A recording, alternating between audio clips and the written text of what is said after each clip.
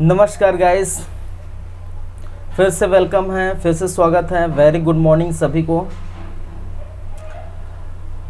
लगातार जारी है हमारा यूट्यूब चैनल सीजी कॉम्पिटिटर्स, आप देख पा रहे हैं, और सब्जेक्ट चल रहा है केमिस्ट्री का। और आज के इस टॉपिक में हम देखने वाले हैं एसिड, बेस एंड साल्ट, अम्ल, क्षार एवं लवण की बातें करेंगे। ठीक है, चलिए तो एक नया टॉपिक आज स्टार्ट करने वाले हैं। आज उसका फर्स्ट पार्ट है एसिड, बेस एंड साल्ट का। तो चलिए फिर चलते हैं, देर नहीं करते हैं, अब स्टार्ट करते हैं आज की क्लास।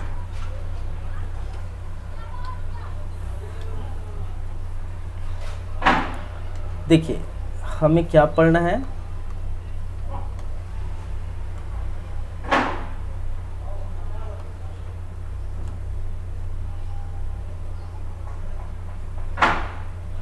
अम्ल,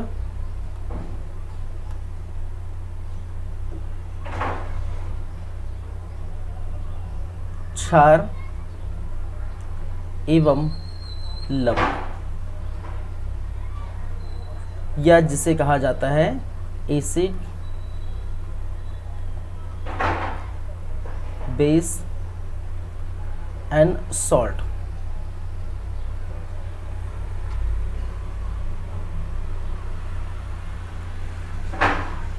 चलिए तो इस क्लास में हम एक एक करके बातें करेंगे।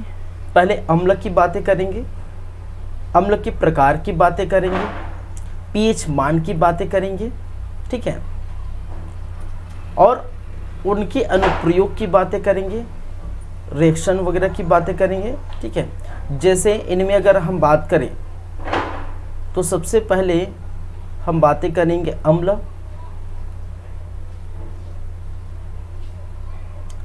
क्षार एवं लवण की।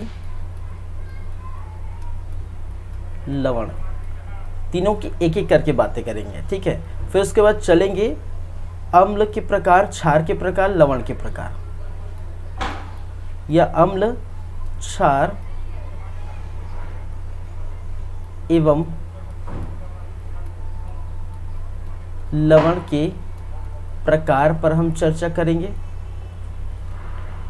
फिर हम चर्चा करेंगे पीएच मान क्या होते हैं, पीएच मान क्या है। ठीक है, इसी में हम देख लेंगे विभिन्न वैज्ञानिकों द्वारा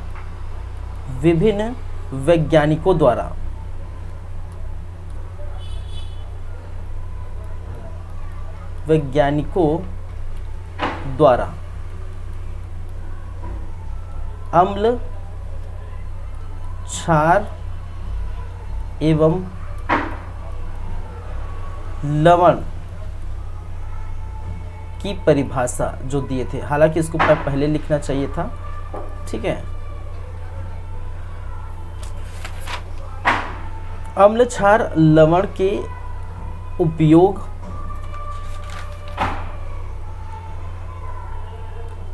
अम्ल, क्षार, लवण के उपयोग पर हम चर्चा करेंगे। क्या क्या उपयोग है इनके। चलिए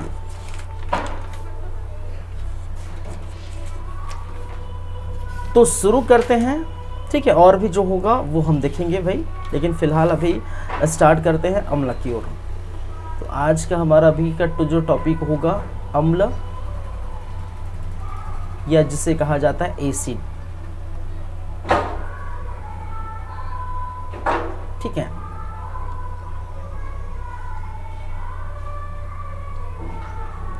विभिन्न वैज्ञानिकों द्वारा दी गई परिभाषा हम तो लिखेंगे, लेकिन पहले समझ लेते हैं। ठीक है, अम्ल, अम्ल देखिए यहां पर अगर हम अम्ल की बात करें तो जो अम्ल है उसको हम क्या कहते हैं इंग्लिश में एसिड।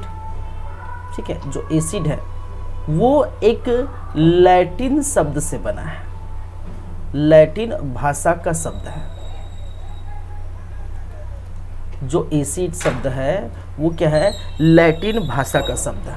और लैटिन भाषा के शब्द में जो एसिड है, ठीक है, उसको हम एसिडस कहते हैं, एसिडस कहते हैं, ठीक है। लैटिन भाषा का शब्द जो एसिड है उसका, ठीक है, उसको एसिडस कहते हैं। और इस एसिडस का अर्थ होता है, क्या होता है भाई, इस एसिडस का अर्थ है खट्टा, ठीक है। उस एसिडस का अर्थ क्या होता है, खट्टा। इसका मतलब अम्ल क्या है, एक प्रकार का खट्टा है, ठीक है। अगर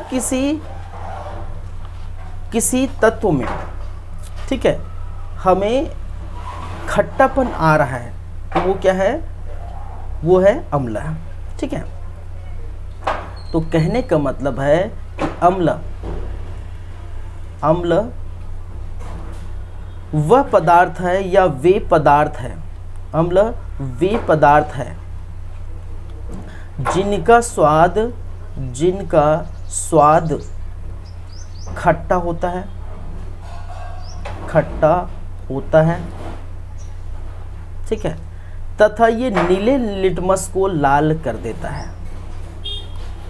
एक साथ लिख देता हूं,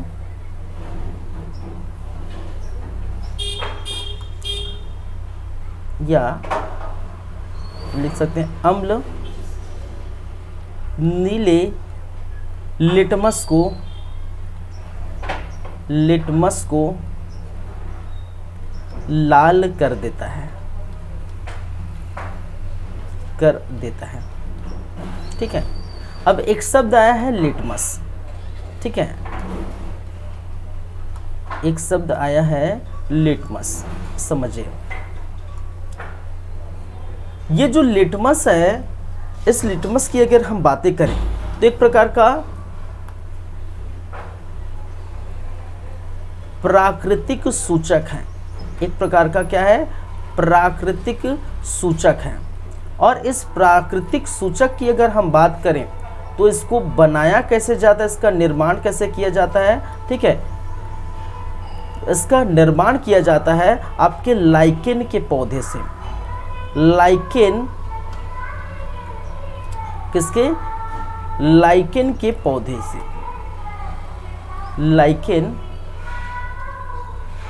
लाइकेन के पौधे से इनका निर्माण होता। थैलोफाइटा के ग्रुप का एक पौधा है लाइकेन, और उस लाइकेन से एक जो पत्ता आता है, ठीक है, एक पत्र आता है, उन्हीं से इस लिटमस का निर्माण करता है, ठीक है। और जब लिटमस की बात आते हैं, प्रारंभ में ये बैगनी कलर का होता है, ठीक है, बैगनी, प्रारंभ में किस कलर का, बैगनी कलर का होता है। जब नहीं हम इसमें अम्ली की बातें करें, नहीं हम क्षारी की बातें करें, ठीक है, लिटमस की हम बातें करें तो नहीं जब अम्ली होता है नहीं क्षारी होता है, उसके पहले जो लिटमस होता है वो बैगनी कलर का होता है, जिसका निर्माण लाइकेन के पौधे, थैलेफाइटा के लाइकेन के पौधे से होता है। एक प्राकृतिक सूचक है जो इस बात को डिसाइड करता है कि कौन सा तत्व अम्ली है, कौन सा यौगिक क्षारी है, ठीक है। तत्व कहने का मतलब यौगिक, ठीक है, क्योंकि बहुत सारे तत्व मिलकर यौगिक का निर्माण पढ़ते हैं। तत्व बोले से अच्छा यौगिक, ठीक है। कौन सा यौगिक अम्ली है, कौन सा यौगिक क्षारी है, ठीक है, ये डिसाइड करता है, ये बताता है कौन, लिटमस। यदि अम्ल है तो वो नीले लिटमस को लाल कर देगा, और एसिड है तो जस्ट अपोजिट हो जाएगा, सॉरी क्षार है तो जस्ट अपोजिट हो जाएगा। तो हम देखेंगे, तो इसको याद रखिए। पहली बात तो लिटमस क्या है, एक प्राकृतिक सूचक है जिसका निर्माण थैलोफाइटा के ग्रुप के लाइकेन पौधे से हुआ, और उसके पहले जब कुछ नहीं रहता, ठीक है, नहीं अम्लता को जो है रहता है, नहीं क्षारी रहता है, तब वो कौन से कलर में रहता है, बैगनी कलर में रहता है, ठीक है। चलिए अब बात करते हैं विभिन्न वैज्ञानिकों द्वारा दी गई इस अम्ल की परिभाषा। जैसे आप 10th क्लास में पढ़ते हैं, ठीक है, आप 10th क्लास में पढ़ते हैं। एक तो आप पढ़े होंगे लुईस का अम्ल क्षार सिद्धांत, ब्रोस्टेड लॉरी का अम्ल क्षार सिद्धांत, आर्हेनियस का अम्ल क्षार सिद्धांत, तो इसी को हम बात करेंगे। ठीक है। विभिन्न वैज्ञानिकों द्वारा दी गई अम्ल की परिभाषा, विभिन्न वैज्ञानिकों द्वारा दी गई अम्ल की परिभाषा। अम्ल की क्या है परिभाषा। अब क्या क्या है भाई वो हम देखते हैं। मैं एक एक करके नाम लिखूंगा। एक भाई साहब है हमारे, एक वैज्ञानिक, ठीक है, आर्हेनियस। पहले देख लेते हैं आर्हेनियस। ठीक है, आर्हेनियस। अम्ल की परिभाषा आर्हेनियस ने क्या दिया था तो वो हम लिख लेंगे। ठीक है, आर्हेनियस भाई साहब ने कहा था कि वे पदार्थ, ठीक है, वह पदार्थ जब जल में घुलकर, जल में यदि घुलता है और घुलकर वो H+ आयन दे देता है। ठीक है, घुलकर क्या करता है H+ आयन दे देता है, तो वो क्या कहलाता है, वो कहलाता है अम्ल। इन्होंने क्या कहा कि वे पदार्थ जल में घुलकर H+ आयन देता है, ठीक है, उसे अम्ल कहते हैं। उसे क्या कहते हैं, अम्ल कहते हैं। ठीक है, इनका कहना है कि हाइड्रोजन के बिना हम अम्ल की कल्पना ही नहीं कर सकते। ठीक है, बिना हाइड्रोजन के, इनका कहना है भाई साहब का, बिना हाइड्रोजन के अम्ल की जो है अम्ल की कल्पना नहीं की जा सकती, कल्पना नहीं की जा सकती।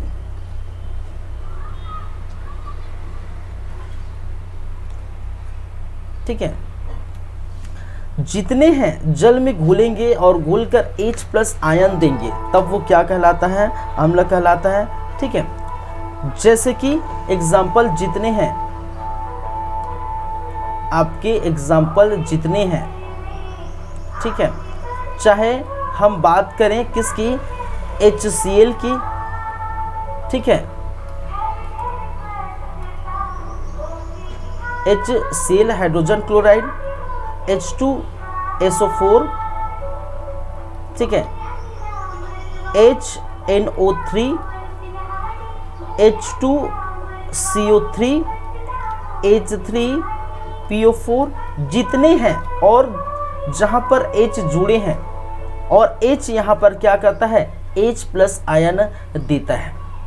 ठीक है, त्यागता है। अब देखिए H+ आयन त्यागने का मतलब, H+ का मतलब जहां प्लस लग गया, मैंने पिछले 2 क्लास में यही चर्चा हो रही हमेशा। ठीक है, तो H+ आयन H देगा और ऊपर से अगर प्लस लिखा है, इसका मतलब वो किसी को इलेक्ट्रॉन क्या कर रहा है, इलेक्ट्रॉन दे रहा है। जब आप इलेक्ट्रॉन दे देते हैं, किसी को इलेक्ट्रॉन देते हैं, ठीक है, तब क्या होता है, तब क्या होता है भाई, तब आप में जो चार्ज चढ़ता है वो पॉजिटिव चार्ज होता है। जैसे यहाँ की अगर मैं बात करूँ तो हाइड्रोजन में और क्लोरीन की बात करूँ तो हाइड्रोजन का परमाणु क्रमांक 1 होता है, क्लोरीन का 17 होता है, ये आप जानते हैं। ठीक है, तो 2, 8 और 7 होगा। इसके 72 कोष में इलेक्ट्रॉनों की संख्या, बार बार मैं बोल रहा हूँ, कितनी है, 7 है। ठीक है, तो ये 2, 2, 4, 2 और 2, 4 और 2, 6, 1, 2, 3, 4, 5, 6 हो गया और ये हो गया 7। और इसको अष्टक पूरा करने के लिए कितनी चाहिए रहती है, 1 क्लोरीन को, और 1 आपको कहाँ से मिल गए, यहाँ से मिल गए। ठीक है, जब हाइड्रोजन से ये एक इलेक्ट्रॉन क्या करेगा, एक इलेक्ट्रॉन ले लेगा, तब इस पर जो चार्ज चढ़ेगा वो क्या चार्ज चढ़ेगा, H+ चढ़ेगा और क्लोरीन पर Cl- होगा। तो इसी को हम कहते हैं जब H+ आयन दे देता है। डेफिनेशन में क्या कहा है, जब H+ आयन दे देता है तब अब क्या होता है, तब उसमें जो चार्ज चढ़ता है, प्लस चार्ज चढ़ता है। ठीक है, चलिए, और यही क्या कहलाता है, आपका अम्ल कहलाता है। वे पदार्थ जल में घुलकर H+ आयन देता है उसे अम्ल कहते हैं। बिना H के, बिना हाइड्रोजन के, H कहने का मतलब बिना हाइड्रोजन के संकल्पना की ही नहीं जा सकती अम्ल की, कि अम्ल है। ठीक है, चलिए, ये हो गया उसकी बातें। अब बात करते हैं दूसरे वैज्ञानिक हैं हमारे भाई साहब ब्रॉस्टेड लॉरी। दूसरा वैज्ञानिक है ब्रॉस्टेड लॉरी।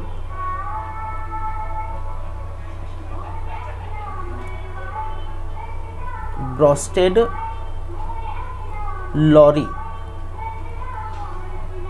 ब्रॉस्टेड लॉरी का अम्ल क्षार सिद्धांत। ठीक है, ब्रॉस्टेड लॉरी ने क्या कहा था कि वे पदार्थ, ठीक है, वे पदार्थ जो जलीय विलयन में, वे पदार्थ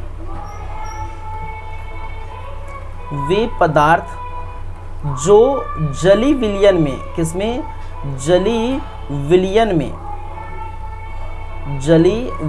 में वियोजित होकर प्रोटॉन देते हैं। क्या देते हैं, प्रोटॉन देते हैं। ठीक है, या देने की क्षमता रखते हैं, अम्ल कहलाता है। क्या कहलाता है, अम्ल कहलाता है। ठीक है, अब देखिए यहां पर प्रोटॉन देते हैं, कहने का मतलब क्या है, देखिए प्रोटॉन का मतलब ही होता है हाइड्रोजन आयन। ठीक है, प्रोटॉन का मतलब ही क्या होता है, हाइड्रोजन। देखिए आप चाहे आर्हेनियस के सिद्धांत की बात करें, चाहे ब्रॉस्टेड लॉरी के सिद्धांत की बात करें, या लूस का अम्ल क्षार सिद्धांत की बात करें, जो भी वैज्ञानिक है घुमा फिरा के, ठीक है, वही बात बोलने वाले हैं। चाहे आप कान इस प्रकार पकड़िए, चाहे इस प्रकार पकड़िए। ठीक है, चाहे इस प्रकार पकड़िए, कान आपका पकड़ाना चाहिए।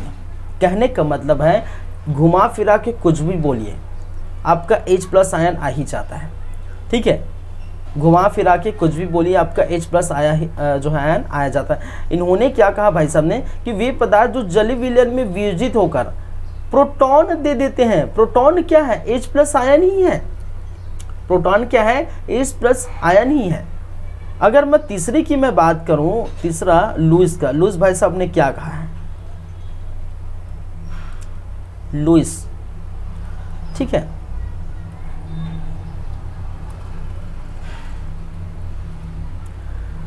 चलिए, लुईस का कहना है कि वह रासायनिक पदार्थ, पहले लिख लेता हूं फिर हम बातें करेंगे। वह रासायनिक पदार्थ जो एक इलेक्ट्रॉन युग्म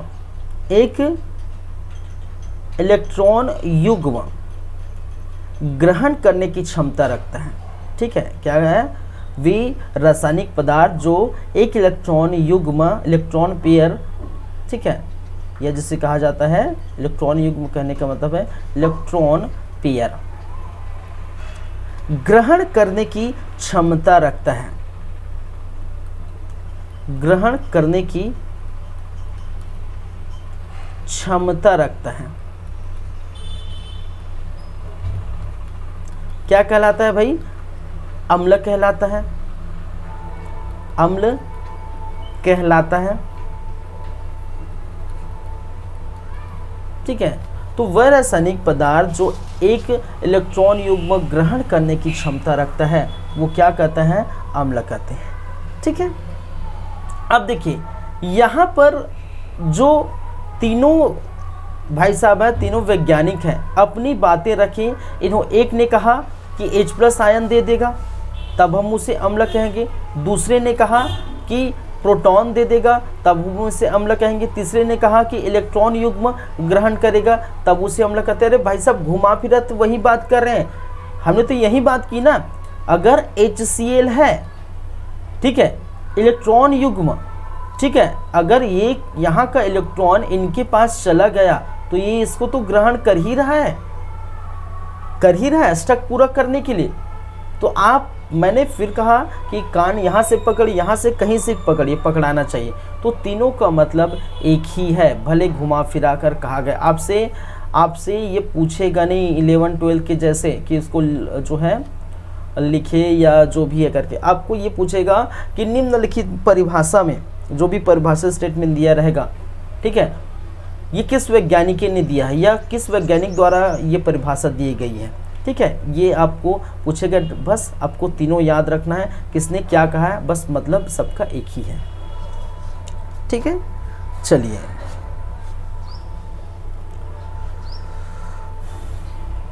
अब बढ़ते हैं आगे। जस्ट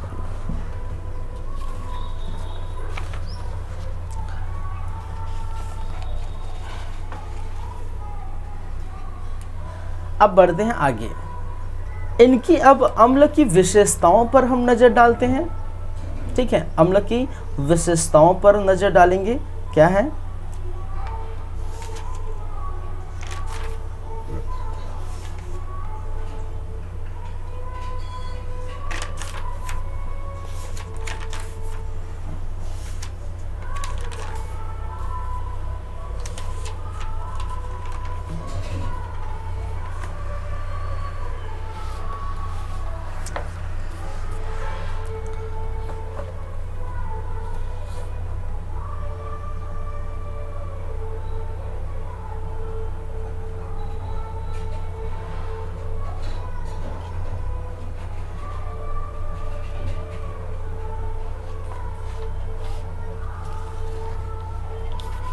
चलिए अम्ल की विशेषताएं।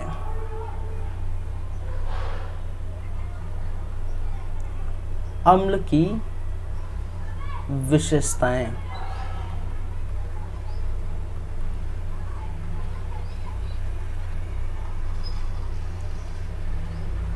ठीक है,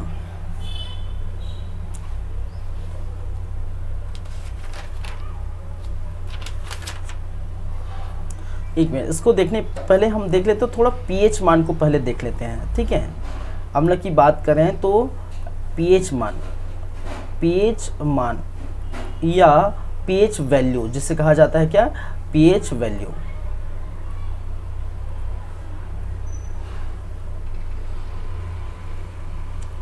देखिए अब पीएच का मतलब क्या समझते हैं। पीएच को हम अगर डिफाइन करें, पीएच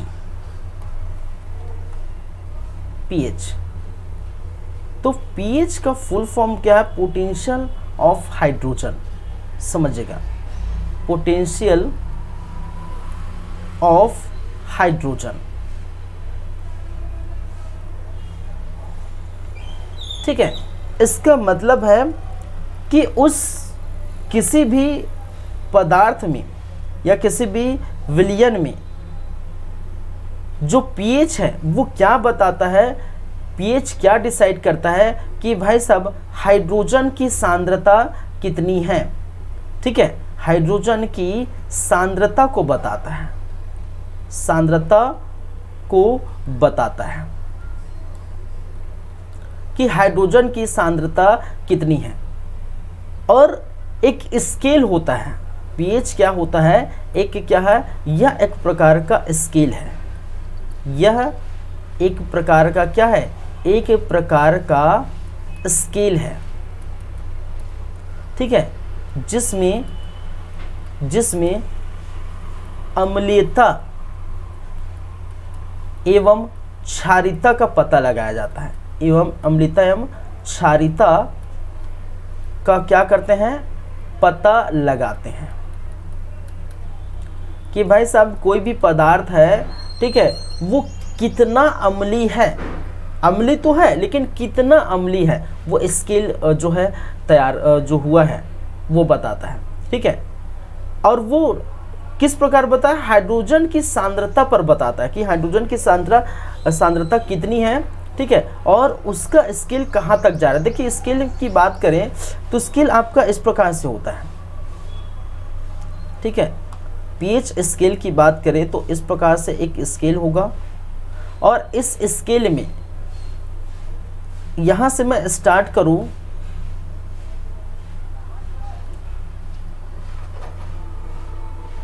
ये ठीक है, तो ये आपका जीरो से लेकर ये होता है 7, और 7 से लेकर ये होता है 14। यहाँ से यहाँ 0 से लेकर 7, ठीक है, 1 2 3 4 5 6, फिर 7, फिर देखिए 0 से लेकर 7 की जो वैल्यू होगी वो क्या डिसाइड करेगा कि ये अम्लता को बताता है, कि किसको बताता है, अम्लता,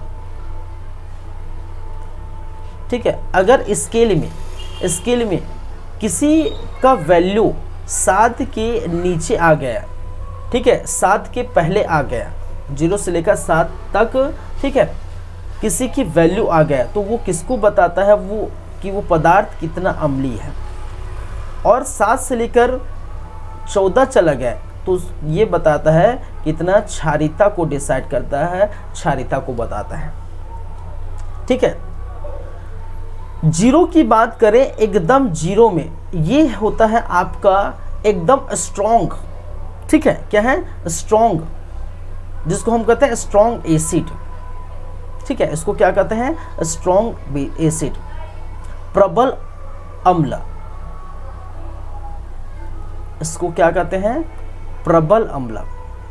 यहाँ पर अगर किसी की वैल्यू 0 आ गई तो उसको क्या कहा जाता है, भाई साहब प्रबल अम्ल कहा जाता है। जैसे कि HCl, एक क्या है, प्रबल अम्ल है, ठीक है। यदि किसी के वैल्यू 14 आ गया तो वो क्या कहलाता है, प्रबल क्षार कहलाता है, ठीक है। जैसे कि आपका सोडियम हाइड्रोक्साइड, कास्टिक सोडा बोलते हैं, जैसे कि मैंने कहा सोडियम हाइड्रोक्साइड, इसके वैल्यू कितनी होती है, 14 होती है, ये प्रबल क्षार है, या जिसको स्ट्रॉन्ग बेस कहते हैं, स्ट्रॉन्ग क्या कहते हैं, बेस कहते हैं। और ये क्या कहते हैं, स्ट्रॉन्ग एसिड, प्रबल अम्ल। इसको भी मैं सेम कलर में लिख देता हूँ, HCl, ठीक है। तो 0 से लेकर 7 तक मैंने क्या कहा, किसको डिसाइड करता है, अम्लता को डिसाइड करता है। 7 से अगर ऊपर जाएंगे, 7 8 10 11 12 14 जो भी है, तो वो क्षारीयता को बताता है। और अगर वो 7 है, ठीक है, इसकी वैल्यू अगर 7 है, किसी की वैल्यू अगर क्या है, 7 है,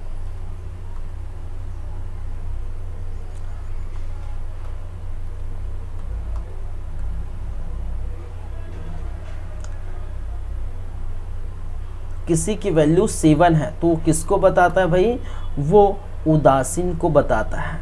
किसको, उदासीन। जैसे हमारा पानी जो है, हमारा जो वाटर है, पानी या वाटर या जल जो भी बोल सकते हैं, H2O, ठीक है, यहाँ पर लिख दो H2O, वो क्या है, उदासीन है। क्या है, उदासीन है।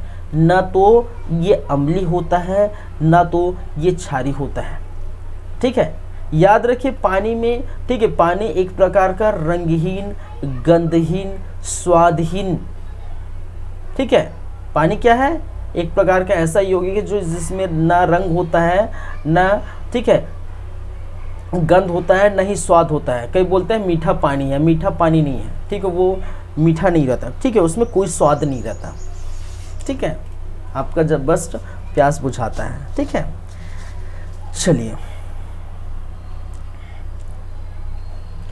स्ट्रॉन्ग एसिड की बात करें तो स्ट्रॉन्ग एसिड की जो वैल्यू होती है 0 से लेकर 3.5, स्ट्रॉन्ग एसिड की वैल्यू कितनी होती है 0 से लेकर 3.5, लेकिन HCl बहुत स्ट्रॉन्ग है जिसकी वैल्यू एकदम 0 होती है। ठीक है जी, स्ट्रॉन्ग अम्ल कहने हम बात करेंगे भी। ठीक है, अम्ल के प्रकार में हम बात करेंगे, प्रबल अम्ल कौन कौन से हैं, दुर्बल अम्ल कौन कौन से हैं, और सबकी क्या क्या उपयोग हैं हमारे दैनिक जीवन में, और कहीं भी हमारे दैनिक जीवन में या कहीं भी इनका क्या क्या उपयोग है। प्रबल क्षार जिसकी वैल्यू 3.5 से लेकर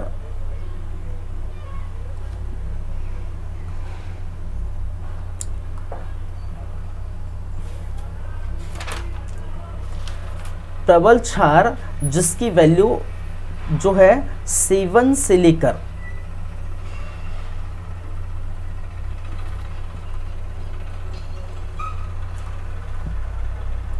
आप लगभग 12 से लेकर 14 तक जो एकदम क्या है प्रबल क्षार कहते हैं, और 14 जो है सोडियम हाइड्रोक्साइड जैसे, ठीक है, ये क्या है एकदम ही प्रबल जिसकी वैल्यू 14 होती है। ठीक है, एकदम क्षारी होती है। ठीक है, तो समझ गए पीएच कहने का मतलब है किसी भी यौगिक का, किसी भी पदार्थ का, उसमें जो घुला है, जो भी पदार्थ है, उनके हाइड्रोजन की सांद्रता को बताता है। ठीक है, पोटेंशियल ऑफ हाइड्रोजन को दर्शाता है। यह एक प्रकार का पीएच क्या है, एक प्रकार का स्केल है। ठीक, पीएच स्केल जिसे कहते हैं। ठीक है, जिसमें अम्लता कितनी है, कितनी ज़्यादा है, क्षारीयता कितनी है, किसी भी तत्व, कोई भी पदार्थ, कोई भी यौगिक, इसका पता लगाने के लिए किसका उपयोग किया जाता है, पीएच वैल्यू या पीएच मान का उपयोग किया जाता है। तो ये चीज़ें आप क्या करिए, याद रखिए। ठीक है, चलिए, तो ये तो हो गए आपके किसके पीएच की बातें, और कुछ तो छूटा नहीं है पीएच की वैल्यू की बातें। ठीक है,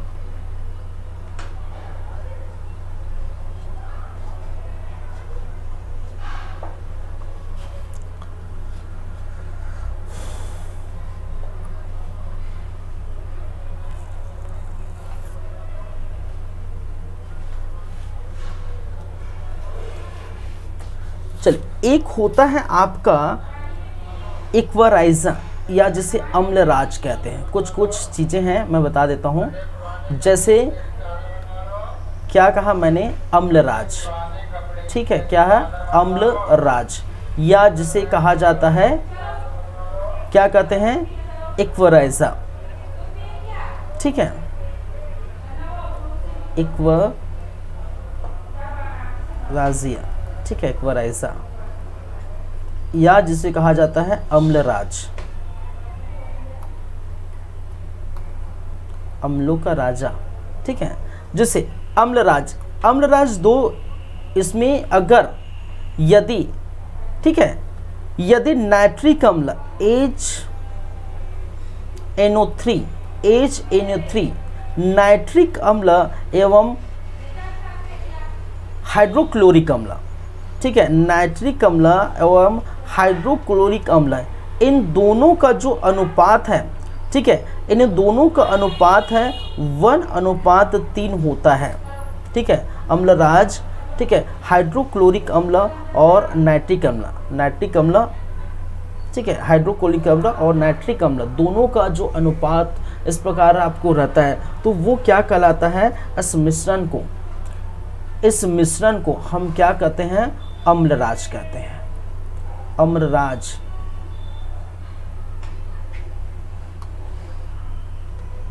क्या कहते हैं, अम्लराज कहते हैं। ये कई बार क्वेश्चन पूछा गया है।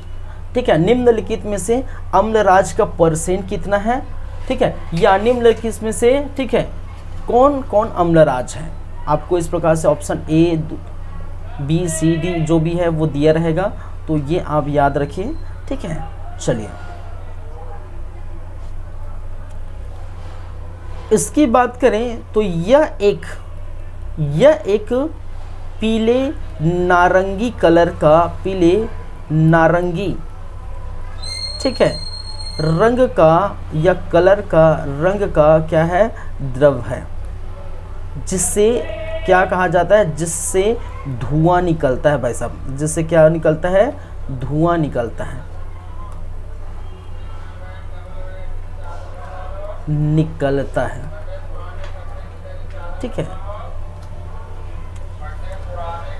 इसका अगर प्रयोग की बात की जाए, इस अम्लराज का प्रयोग की बात की जाए, ठीक है, तो सोना, चांदी, प्लेटिनम, ठीक है, धातु को गलाने के लिए, धातुओं को गलाने हेतु, गलाने हेतु किसका उपयोग किया जाता है, अम्लराज का उपयोग किया जाता है, ठीक है। चलिए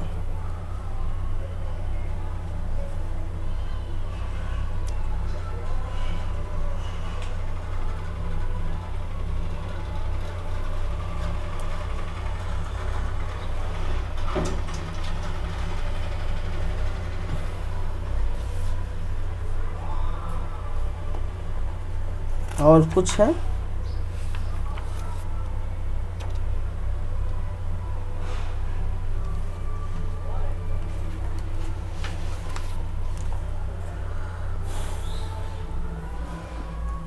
चलिए एक काम करिए, आप कुछ वैल्यू लिख लीजिए, ठीक है। देखिए अम्लराज HNO3 और हाइड्रोक्लोरिक एसिड, ठीक है, नाइट्रिक अम्ल और हाइड्रोक्लोरिक अम्ल, इन दोनों का 1:3 को मिलाते हैं तो अम्लराज बनता है, पीले नारंगी कलर का रहता है, ये याद रखिए, ठीक है, जिससे धुआं निकलता है। और इसका प्रयोग सोना, चांदी, प्लेटिनम धातु को गलाने के लिए किया जाता है, ठीक है। तो ये बहुत मोस्ट इम्पोर्टेंट है, इसको याद रखिए अम्लराज क्या होता है। चलिए एक मैं कुछ पदार्थों का पीएच मान यहाँ पर लिख रहा हूँ, पहले इसको हालांकि लिखना चाहिए था, लेकिन चलिए कोई दिक्कत नहीं।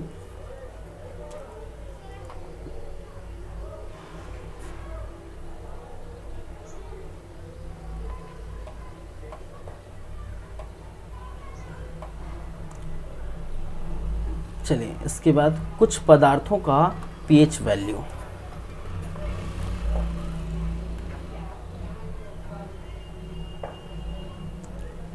कुछ पदार्थों का पीएच मान या पीएच वैल्यू।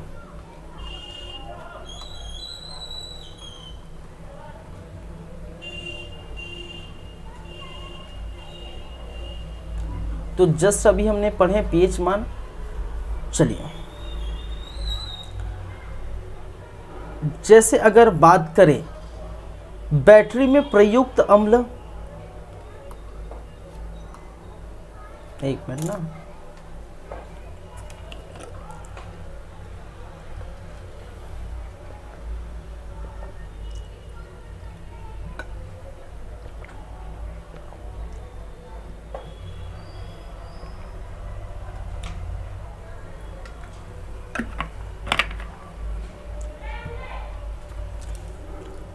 जैसे कि मैंने क्या कहा,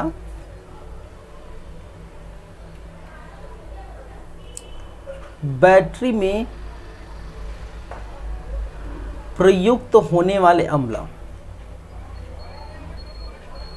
इसकी अगर बातें करें, इसकी वैल्यू तो 0 से लेकर 1 तक इसका क्या होता है, अम्ल, ठीक है। तो बहुत ही ज़्यादा अम्लीय होता है ये, ठीक है।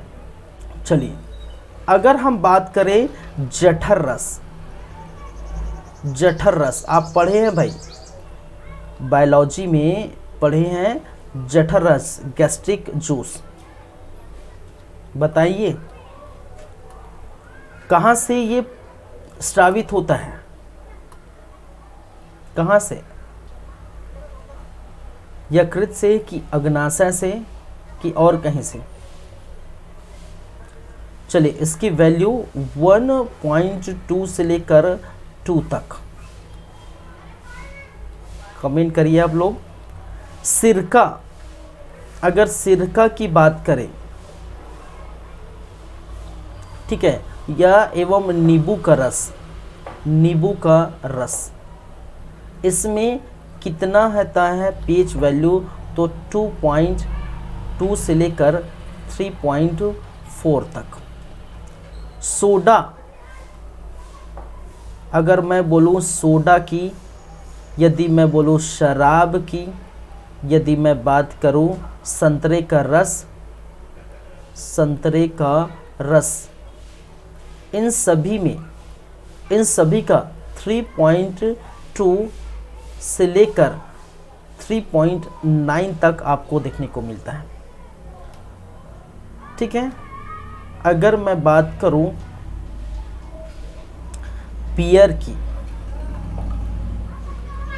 अगर मैं बात करूं टमाटर की, तो इसकी जो pH वैल्यू होती है वो 4 से लेकर 4.4, कहने का 4.4 6।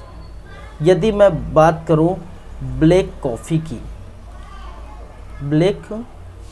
की,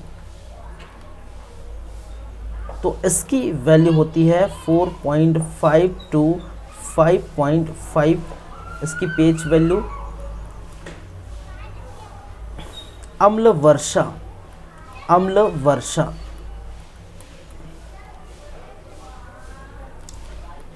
2.0 टू 5.6, कहने का मतलब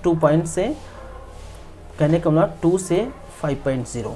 ठीक है, 2 से लेकर 5.6, 2 से 5.6।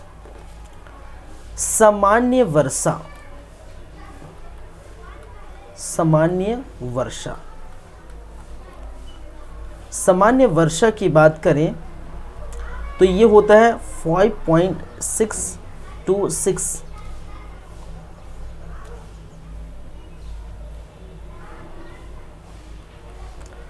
यदि बात करें दूध की, तो दूध में होता है आपका 6.4 टू 6.6। और 10वां शुद्ध जल, इसकी वैल्यू जो होती है वो कितनी होती है, 7 होती है, अभी जस्ट मैंने बताया। ठीक है, चलिए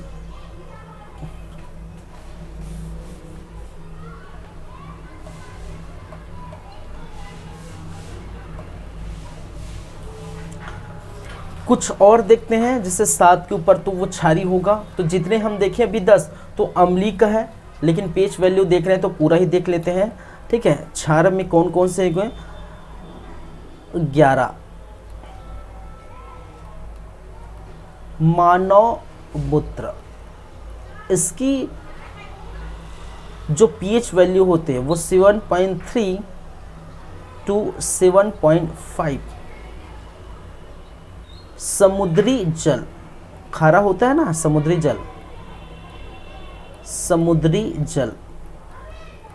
और इसकी वैल्यू होती है 7.5 से लेकर 8.4। बेकिंग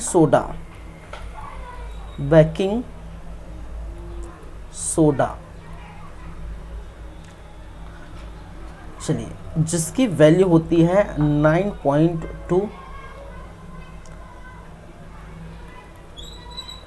अमोनिया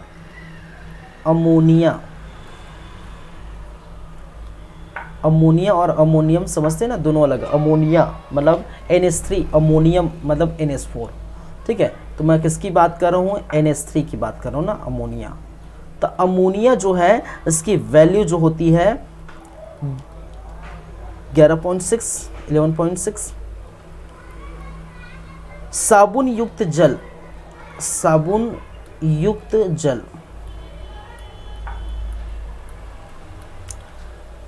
ये होता है 12.5।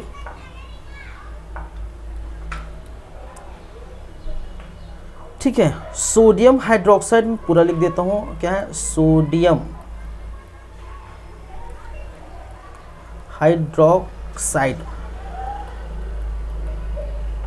या जिसे कहा जाता है सोडियम हाइड्रोक्साइड, इसकी वैल्यू कितनी होती है? 13। एक होता है सोडियम हाइड्रोक्साइड, देखिए ये सोडियम हाइड्रोक्साइड क्या है, तनु है, तनु का, ठीक है। और सांद्र सोडियम हाइड्रोक्साइड, सोडियम हाइड्रोक्साइड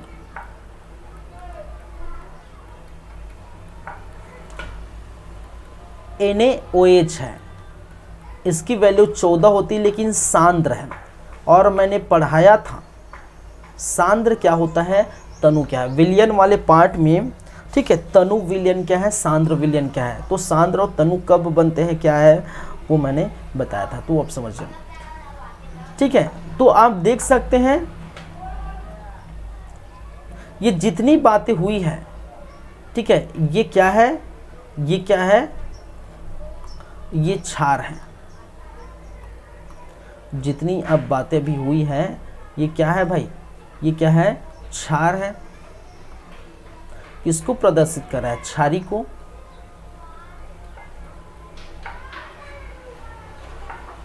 और जितने हैं ये किसको प्रदर्शित कर रहे हैं, अम्लीय को।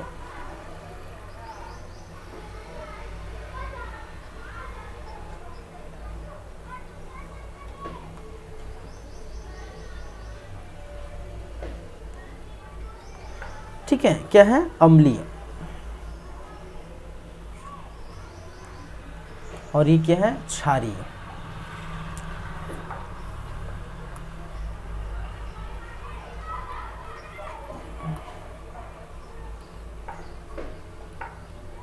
चलिए, तो पीएच वैल्यू इस प्रकार से आप याद रखिए, ठीक है। क्या करिए, और यहाँ पर है उदासीन भाई, ये है उदासीन, ये भी आपको याद रखना है।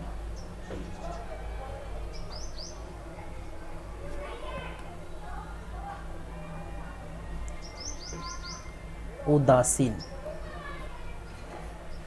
तो अम्ली है, यहाँ से यहाँ ये वाला उदासीन है,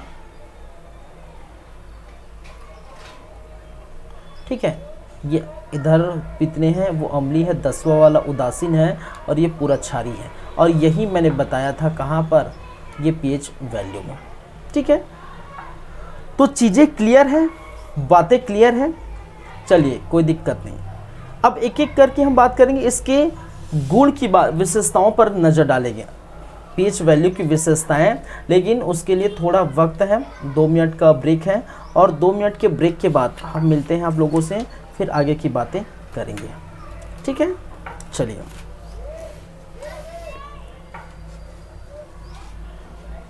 चलिए 2 मिनट के बाद आते हैं, फिर कंटिन्यू करते हैं।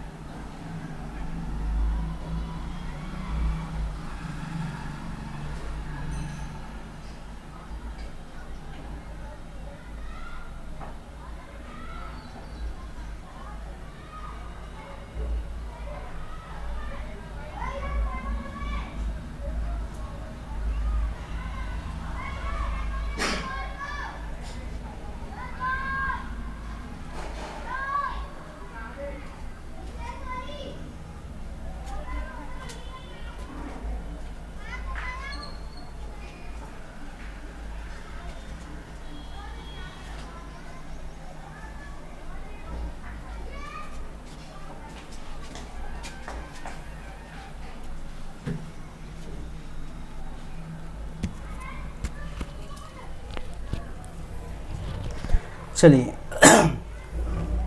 वेलकम है, स्वागत है फिर से लगातार जारी हमारे यूट्यूब चैनल सेजी कॉम्पिटिटर्स।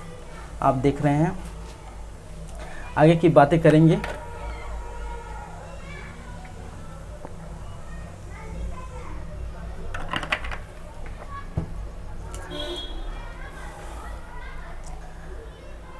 तो हमने क्या क्या देख लिए, पीएच देख लिए, ठीक है, कुछ पदार्थों के।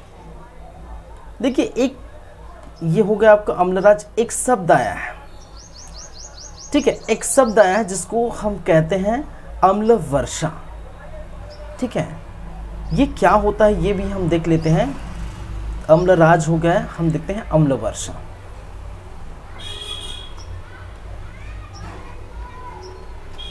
अम्ल वर्षा या जिसे एसिड रेन भी कहा जाता है। क्या कहते हैं भाई, एसिड रेन या अम्ल वर्षा। देखिए हमारे वायुमंडल की बात करें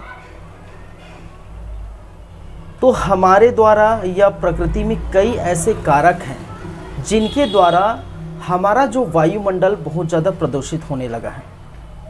आप प्रदूषण में पढ़ेंगे, आप इन्वायरमेंट भी पढ़ेंगे, लेकिन अम्ल की बातें आई तो मैं बता देता हूँ यहाँ पर, ठीक है। अगर हम वायुमंडल की बात करें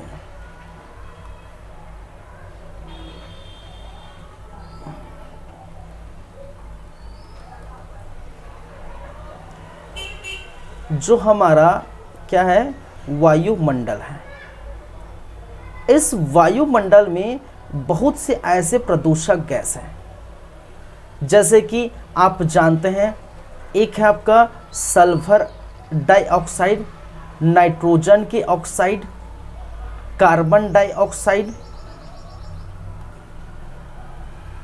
क्या है कार्बन डाइऑक्साइड, कार्बन मोनोऑक्साइड इत्यादि इत्यादि आदि जितने हैं वायुमंडल में, फिर जो है जितने हैं वो प्रदूषक के अंतर्गत आते हैं, ठीक है। ये सारे क्या है, ये सारे आदि वायुमंडल के क्या है, प्रदूषक है, ठीक है। अब प्रदूषण वाले पार्ट में पढ़ेंगे। अब होता क्या है, पहली बात तो अब वायुमंडल में है तो यहाँ पर जो वर्षा होगी, अब देखिए वर्षा होगी, वर्षा के दिनों में क्या होता है, ये जो है जितने भी प्रदूषक हैं, खासकर आपका अम्ल वर्षा किसे कहा जाता है। अगर हम बात करें तो सल्फर डाइऑक्साइड, जब सल्फर डाइऑक्साइड का क्रिया पानी से होता है और जब नाइट्रोजन के ऑक्साइड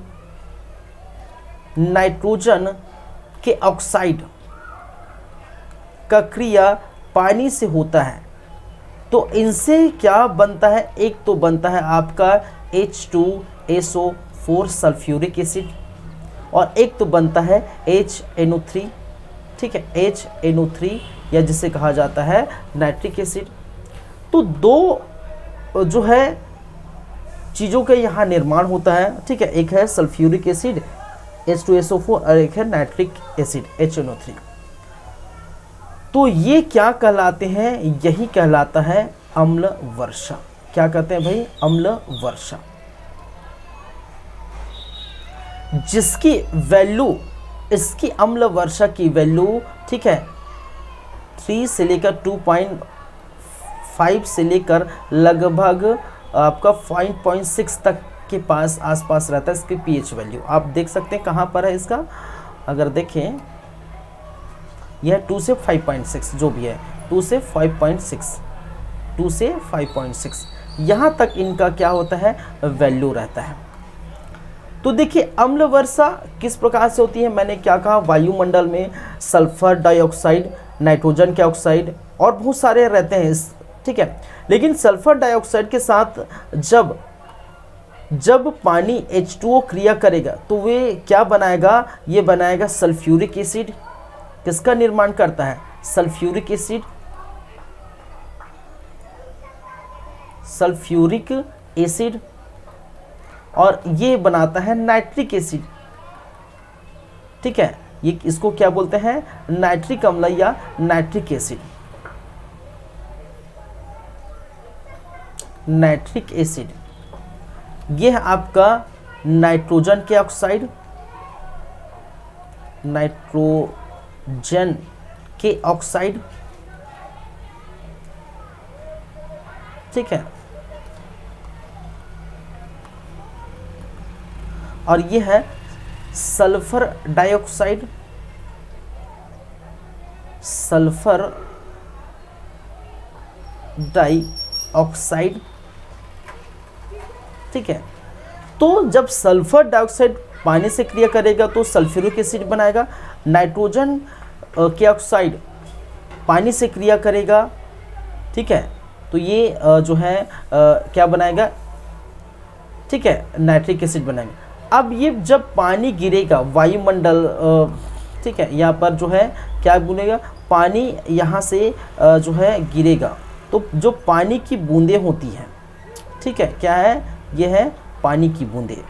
तो पानी की बूंदों पर क्या होता है, ये मिक्स होता है, कहने का मतलब ये रहता है, और इससे बहुत ज़्यादा दुष्परिणाम होते हैं। ठीक है, इनमें बहुत ज़्यादा खतरा होता है। खतरा कहने का मतलब किन किन चीज़ों, हर वो प्रकृति में हर वो चीज़ वो खतरे बन जाते हैं। चाहे समुद्र की बात करें, समुद्र में एक पानी गिरेगा, ठीक है, तो जो समुद्र या नदी है, तालाब है, यहाँ के जो यूज़ करने वाले, ठीक है, जो लोगों को, जानवरों को ये दुष्प्रभाव होगा।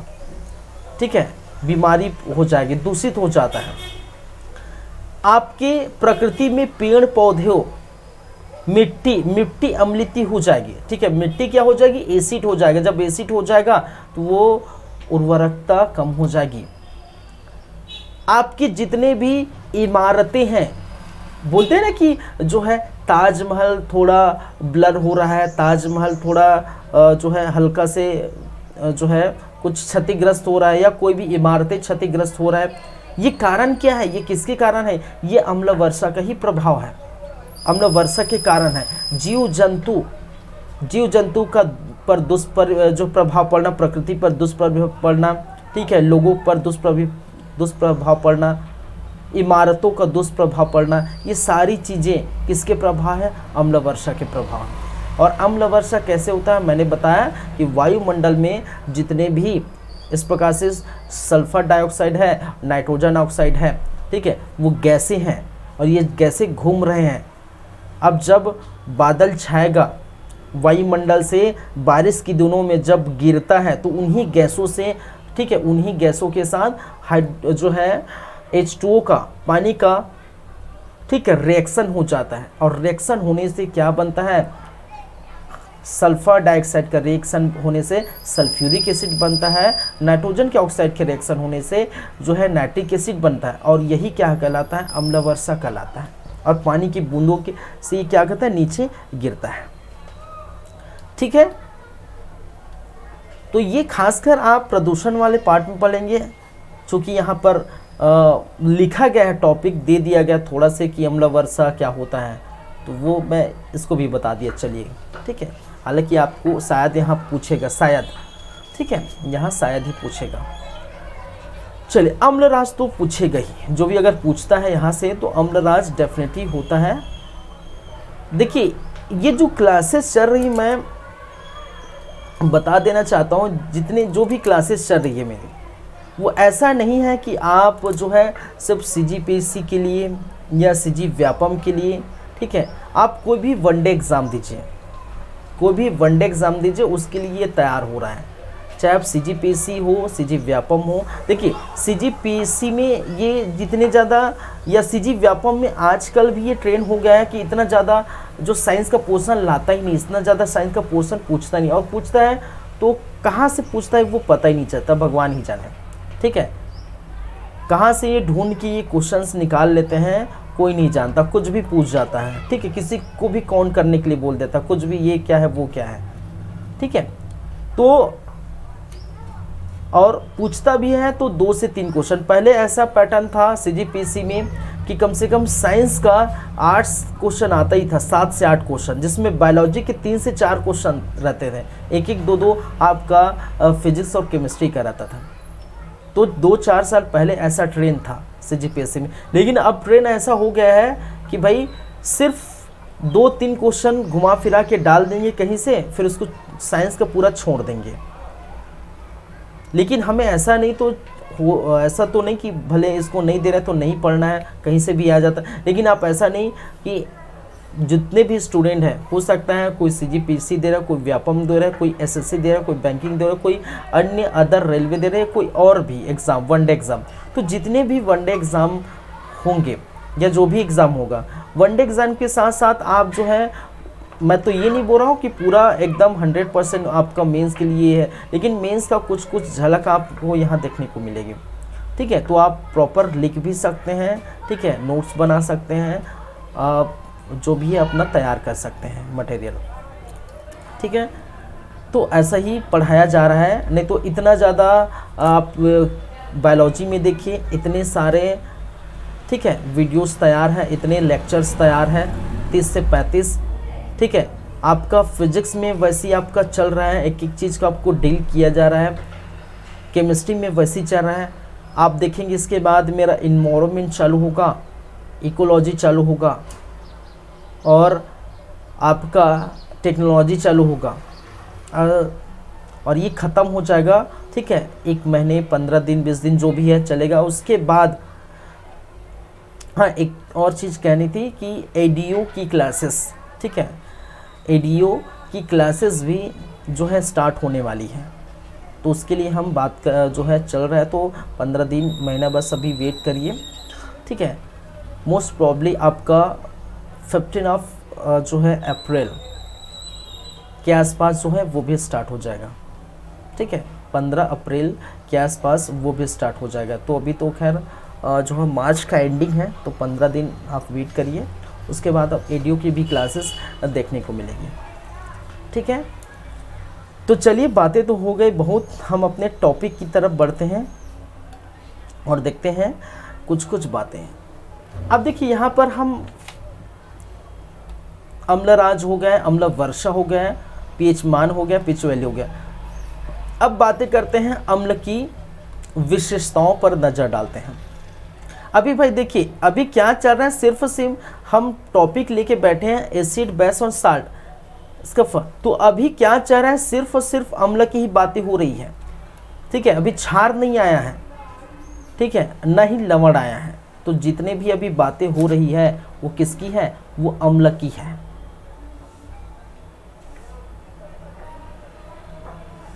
चलिए, नेक्स्ट हम चलेंगे अम्ल की विशेषताओं पर नजर डालेंगे।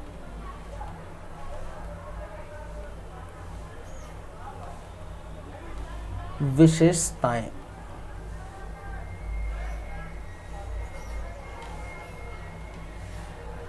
अम्ल की विशेषताएं क्या क्या है। एक तो पहली बात, जैसे कि मैंने डेफिनेशन में लिखा हूं, अम्ल का स्वाद खट्टा होता है। ये आप तो याद रखिए, अम्ल का स्वाद कैसा होता है भाई, खट्टा होता है, खट्टा होता है। ठीक है, चाहे आप नींबू ले लीजिए, संतरा ले लीजिए, ठीक है, आंवला लीजिए, जितने भी खट्टेपन आएंगे वो क्या है, अम्ल है। ठीक है, अम्ल क्या करता है, दूसरा नंबर की विशेषता है, अम्ल क्या करता है, ये नीले लिटमस को, नीले लिटमस को लाल कर देता है, लाल कर देता है। ये इसकी विशेषताएं हैं। ठीक है, अम्ल मिथाइल ऑरेंज को रेड में कन्वर्ट कर देता है। अम्ल मिथाइल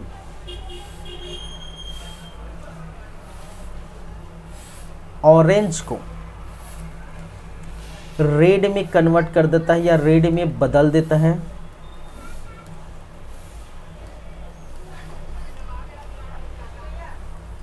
अम्ल ठीक है। अम्ल विद्युत का सुचालक होते हैं। अम्ल विद्युत का सुचालक होते हैं भाई साहब, होते हैं। ठीक है, विद्युत का अच्छा सुचालक माना जाता है किसको? अम्ल को। ठीक है, एक मिनट ना वेट करिए।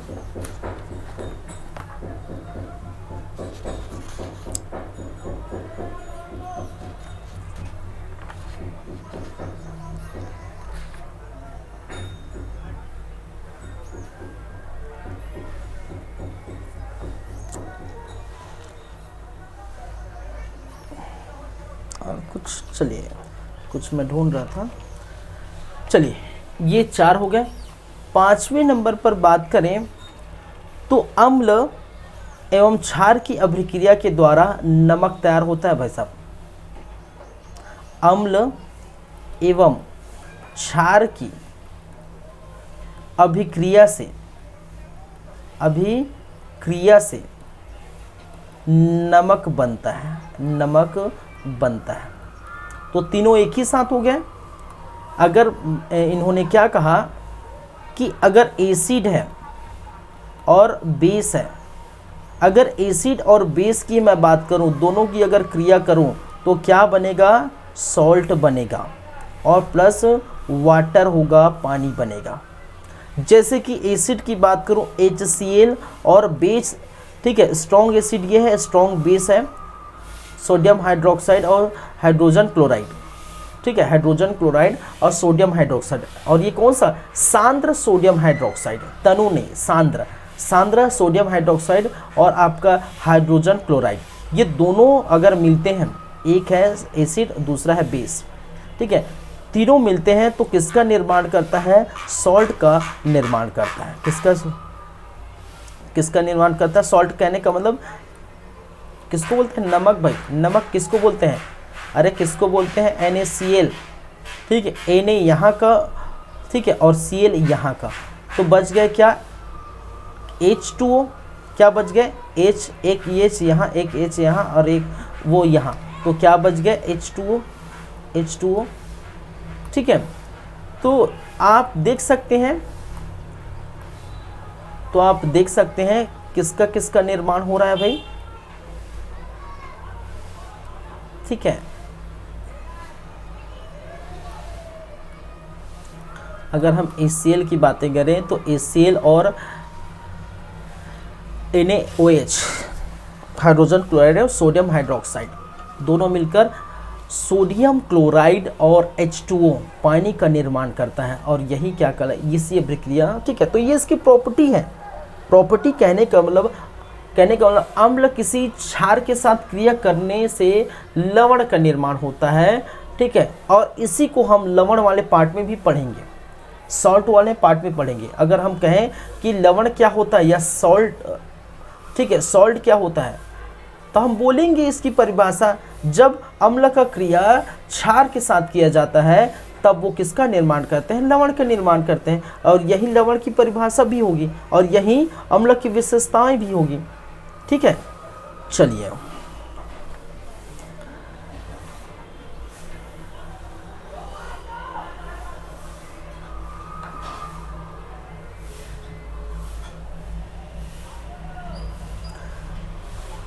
नेक्स्ट है अम्ल एसिड से क्रिया करके, सॉरी, अम्ल और एसिड तो एक ही है भाई। ठीक है, अम्ल मेटल से, धातु से, ठीक है, कौन से नंबर है? 6ठा नंबर। अम्ल धातु से क्रिया कर,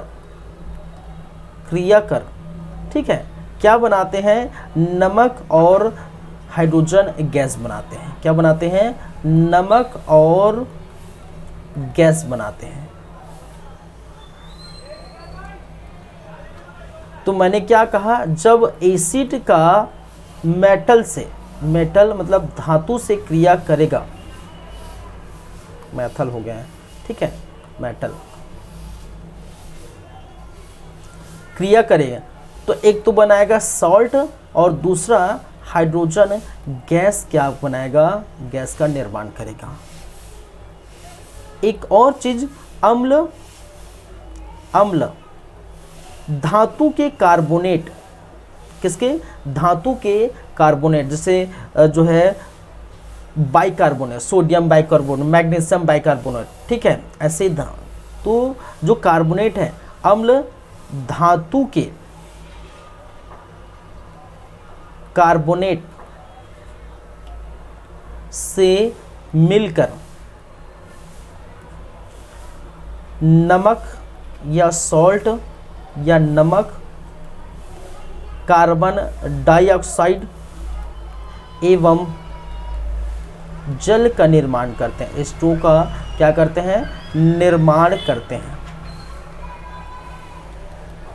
ठीक है, तो मैंने क्या कहा, अम्ल धातु के कार्बोनेट से मिलकर नमक, H2O, CO2 आदि का निर्माण करते हैं, कार्बन डाइऑक्साइड।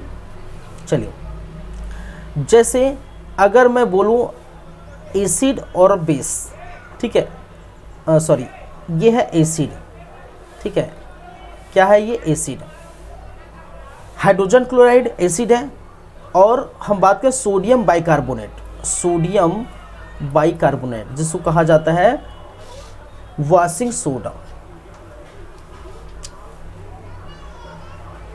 ठीक है, क्या है, सोडियम ये सोडियम कार्बोनेट है, बाइकार्बोनेट, ठीक है। दो चीज याद रखिए, H लग गए, H लगेगा तो बाइकार्बोनेट हो जाएगा। एक होता है आपका सोडियम, ठीक है, बाइकार्बोनेट, NaHCO3, ठीक है, सोडियम बाइकार्बोनेट। जब सोडियम बाइकार्बोनेट होता है, ठीक है, ये क्या है, सोडियम बाइकार्बोनेट, कार्बोनेट। और एक होता है सोडियम कार्बोनेट, ये है आपका सोडियम कार्बोनेट, ठीक है। तो दोनों में याद रखिए, सोडियम कार्बोनेट क्या होता है, जो है बेकिंग सोडा होता है, बेकिंग सोडा, ठीक है, धावक सोडा जिसको आ जाता है धावक सोडा, धावक सोडा। और इसको हम कहते हैं, इसको खाने वाला सोडा, खाने वाला सोडा, ठीक है। तो दोनों में याद रखिए, बाई जहां जुड़ गए, सोडियम कार्बोनेट दोनों है, लेकिन बीच में क्या जुड़ गया, बाई, तो बाई जुड़ गए, कहने का मतलब खाने वाली चीज है। देखिए स्टूडेंट कई बार कंफ्यूजन होते हैं, सोडियम कार्बोनेट, ये कई बार क्वेश्चन आया भी है, निम्नलिखित में से, ठीक है, खाने वाले सोडा का सूत्र है, या निम्नलिखित में खाने वाले सोडा निम्नलिखित में से है, sodium chloride, sodium bicarbonate, sodium जो है कार्बोनेट, सोडियम ट्राइक्लो, जो भी है इस प्रकार से, या इनमें से कोई भी नहीं, इस प्रकार से क्वेश्चन पूछा जाता है। तो जो खाने वाला सोडा है उसमें जब H लगा रहता है तो क्या होता है, ये बाइकार्बोनेट हो जाता है, ठीक है। और यही खाने वाला सोडा है। याद रखने का सबसे बेस्ट तरीका, ठीक है, कई स्टूडेंट कंफ्यूजन होते हैं, याद रखने का सबसे बेस्ट तरीका कि सोडियम कार्बोनेट कौन है और सोडियम बाइकार्बोनेट कौन है, ठीक है। तो ये तो याद रख सकते हैं कि जहां H लगा है वो बाइकार्बोनेट है, ठीक है, पहली बात है।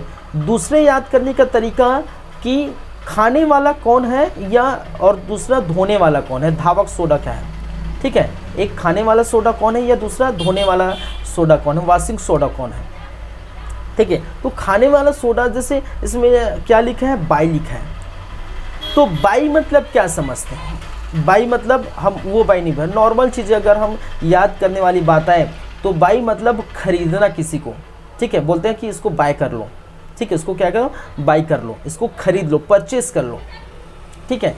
तो हम किसी चीज़ को क्या करते हैं, अगर कोई खाना, अगर कुछ भी खाते हैं तो खरीद के खाते हैं, यूज़ करते हैं खरीद के, ठीक है। हम खाना खाते हैं तो क्या, खरीद के खाना खाते हैं, ऐसा आप याद कर लीजिए, ठीक है। बाई मतलब खाने वाला, ठीक है, किसी चीज़ को खरीद कर खाना, और बाई मतलब खरीदना। इस प्रकार से आप याद कर सकते हैं, अपनी अपनी जो है मर्जी होती है। और ये एक शब्द आ गया है तो मैं यहाँ पर ये जो लेक्चर झाड़ दिया, बोलने का मतलब है, ठीक है। चलिए, तो ये आपको ऐसा याद कर सकते हैं।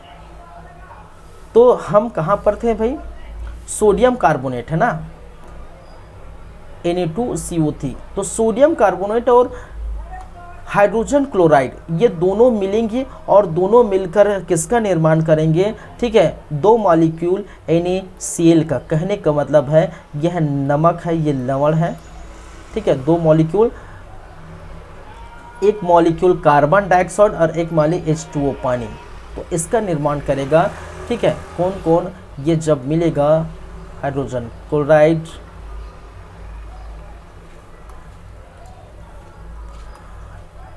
ठीक है, नमक, ये। तो ये इनकी क्या है, खासियत है, ये इनकी क्या है भाई साहब, विशेषताएं हैं, खासियत है, किनकी, आपके इन सब की, किसकी, अम्ल की। तो ये अम्ल के बारे में चीजें हैं। दूसरा हम नेक्स्ट हम बात करेंगे अम्ल के प्रकार। हम किस पर चर्चा करेंगे, नेक्स्ट हमारा रहेगा क्या है, अम्ल के प्रकार, या जिसे क्या कहा जाता है, टाइप्स ऑफ एसिड। क्या कहते हैं, टाइप्स ऑफ एसिड, अम्ल के प्रकार। अम्ल के दो प्रकार होते हैं, एक जिसे हम कहते हैं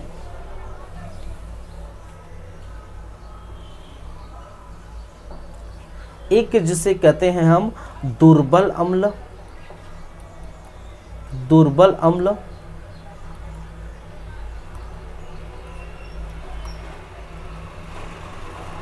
और दूसरा हम इसे कहते हैं प्रबल अम्ल, ठीक है।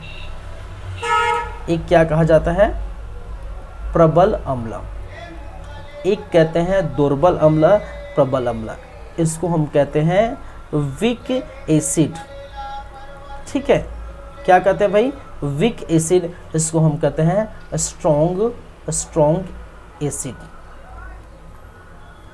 ठीक है। क्या है, वीक एसिड, स्ट्रॉन्ग एसिड। चलिए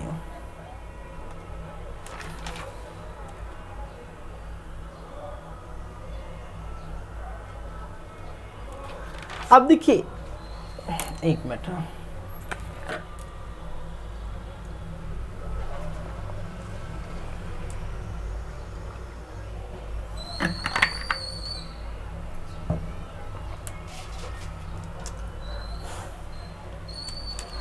चलिए दुर्बल अम्ल, देखिए दुर्बल अम्ल की हम बात करें तो दुर्बल अम्ल क्या है भाई, ये एक प्रकार का प्राकृतिक अम्ल है, ठीक है। क्या है, यह एक प्रकार का क्या था, प्राकृतिक अम्ल है, प्राकृतिक क्या है, अम्ल है, ठीक है। दुर्बल अम्ल क्या है, एक प्रकार का प्राकृतिक अम्ल है, और इनसे हमारे शरीर को कोई नुकसान नहीं होता, कोई हानिकारक नहीं होता। और दूसरा अगर इसकी बात करें प्रबल अम्ल, तो यह एक आर्टिफिशियल क्या है, अम्ल है, आर्टिफिशियल क्या है, अम्ल है, जिसे क्या है, लैब में तैयार किया जाता है भाई साहब, लैब में क्या किया जाता है, तैयार किया जाता है, ठीक है। और ये हमारे शरीर के लिए क्या है, हानिकारक है, ठीक है। जैसे प्रबल अम्ल में हम ढेर सारी जो अम्लों की बात करेंगे, ठीक है, जो विभिन्न चीज़ों में मिलता है, सॉरी दुर्बल अम्ल में हम ढेर सारी ऐसे बात करेंगे जो विभिन्न चीज़ों में मिलता है, जैसे टमाटर में, ठीक है, दुर्बल अम्ल कौन सा अम्ल वो हम बात करेंगे, नींबू में, पालक में, अंगूर में, कच्चा आम में, इमली में, बटर में, गेहूं में, चावल में, एप्पल में, चाय में, खट्टे दूध में, दही में, ठीक है। चलिए, कुछ चींटी के डंग में, मधुमक्खी के डंग में ये मिलता है दुर्बल अम्ल, जो हमारे शरीर के उतना हानिकारक नहीं होता। हालांकि जो मधुमक्खी के डंग से थोड़ा बहुत प्रभावित हो, लेकिन वो ठीक भी हो जाता है बाद में, ठीक है, तो उतना हानिकारक नहीं। लेकिन प्रबल अम्ल की बात करें, ठीक है, प्रबल अम्लों की बात करें तो वो जो है वो बहुत ज़्यादा जो है क्या होते हैं, ऐसे स्ट्रॉन्ग एसिड होते हैं जो हमारे शरीर के लिए हानिकारक होते हैं, ठीक है। कार्बोनिक एसिड हो गए, तेजाब हो गए, हाइड्रोक्लोरिक एसिड हो गए, HCl। देखिए हाइड्रोक्लोरिक एसिड की मैं बात करूंगा अच्छे से, ठीक है, जब चलेंगे। HCl क्या है, एक प्रकार का प्रबल अम्ल है। ये HCl अगर शरीर के बाहर रहा, ठीक है, HCl आपके कहाँ पाया जाता है भाई, कहाँ पाया जाता है, अरे कहाँ पाया जाता है, आप पढ़े हैं,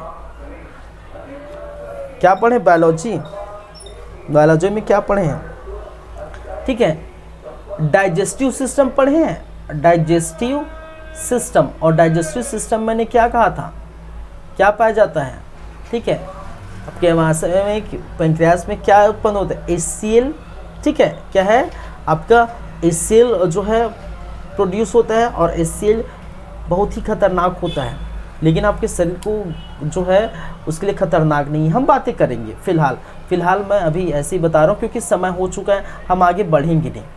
अगर आगे बढ़ते हैं तो बहुत टाइम लग जाएगा क्योंकि हमें बहुत सारी चीज़ें पढ़नी हैं, ठीक है। तो मैं अभी सिर्फ बता दिया कि दुर्बल के अम्ल के क्या क्या प्रकार होते हैं। अब हम बात करेंगे बाद में कल की क्लास में, ठीक है, कि कौन कौन से जो है प्रबल अम्ल है, कौन कौन से दुर्बल अम्ल है, और इस अम्लों के जितने भी प्रबल अम्ल है, जितने भी दुर्बल अम्ल है, उसके क्या क्या यूजेस है अपनी जो है निजी ज़िंदगी में या फिर कहीं भी, ठीक है, क्या क्या यूज़ें हैं वो हम देखेंगे। तो वो ख़त्म हो जाएगा तो हम चलेंगे क्षार में, क्षार ख़त्म हो जाएगा तो हम चलेंगे लवण में, ठीक है। और हो सकता है कल की क्लास में ख़त्म हो जाए या तो परसों की क्लास में, कहने का मतलब एक क्लास और लगेगी या फिर 2 क्लास भी लग सकते हैं, जैसा भी है वो देखते हैं। तो आज की क्लास को मैं यहीं रोकूंगा, यहीं रोकना चाहूँगा क्योंकि समय हो चुका है और आगे हम बढ़ नहीं सकते, ठीक है। तो चलिए फिर चलते हैं, हम मिलते हैं नेक्स्ट टाइम, तब बातें करेंगे आपकी अम्ल की, आपकी बेस की और आपकी क्षार की, सॉल्ट की। ये पहला पार्ट था, सेकंड पार्ट जल्द ही आएगा। Thank you guys, thank you class, मिलते हैं नेक्स्ट टाइम।